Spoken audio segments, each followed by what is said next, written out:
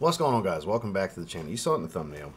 I'm hearing good things about 9 PM Rebel. We picked this up from Fragrance Buy. We just talked about Supremacy Collector's Edition. So far, a great option from Afnan. I don't know if they're 2 for 2. We're going to find out. I'm hearing Kate Alfredson, which seems to be the new hip thing. You can just get Kate Alfredson for like 17 bucks. That's strange. Why are people replicating that? I'm hearing Aventus. I'm hearing Aventus with Ultramale. I'm hearing Aventus with BR540. You know what? I believe none of the shit, because everybody smells something different. It's interpreting art, right? So what I am going to believe, what we get right here. So let's bust it open. Stay tuned.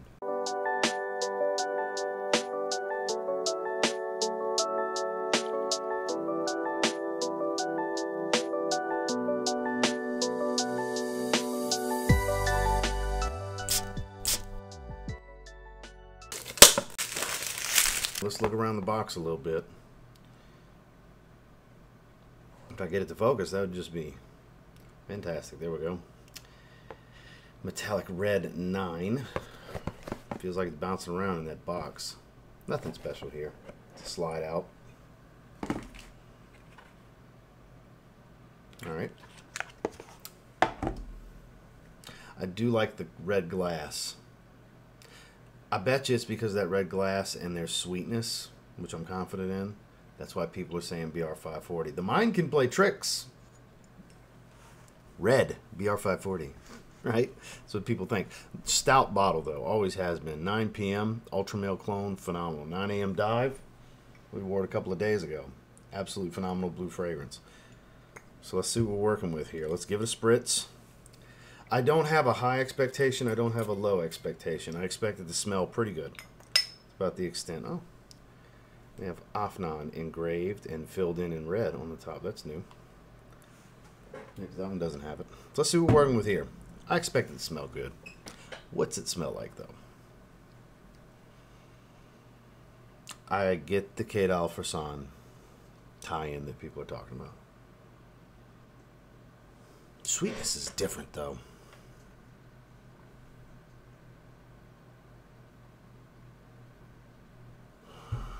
Is that caramel and vanilla?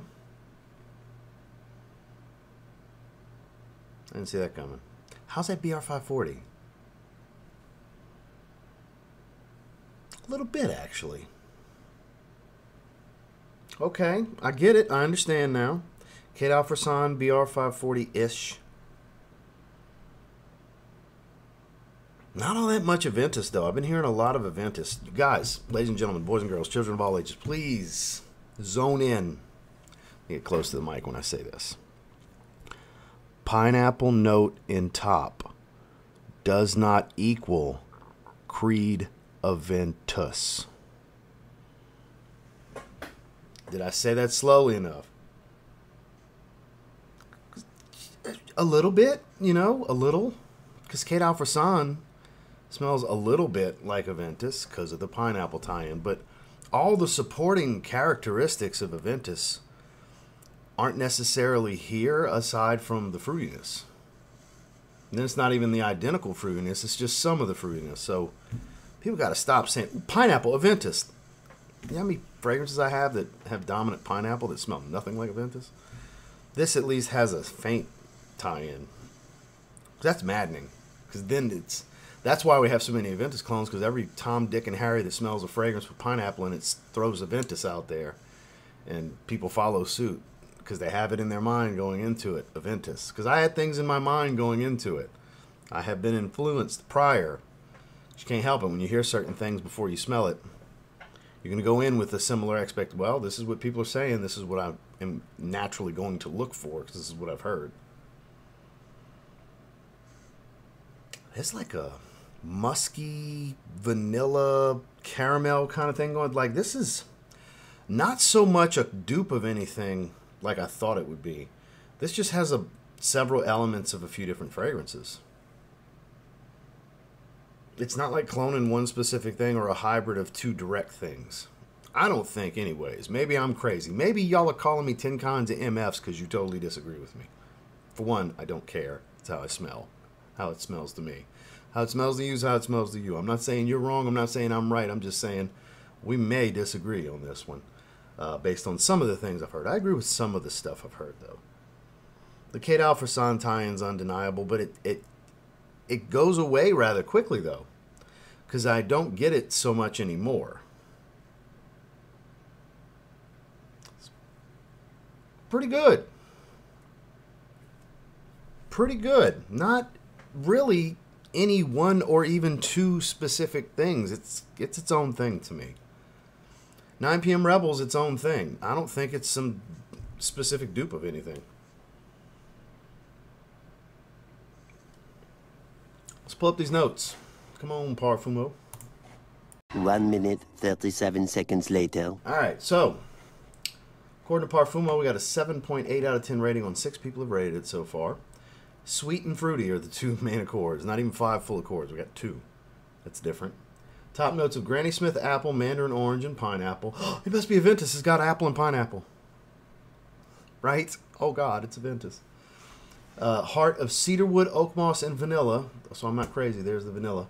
Base of ambergris, caramel, dry woods, and musk. It does have a dry woody facet to it.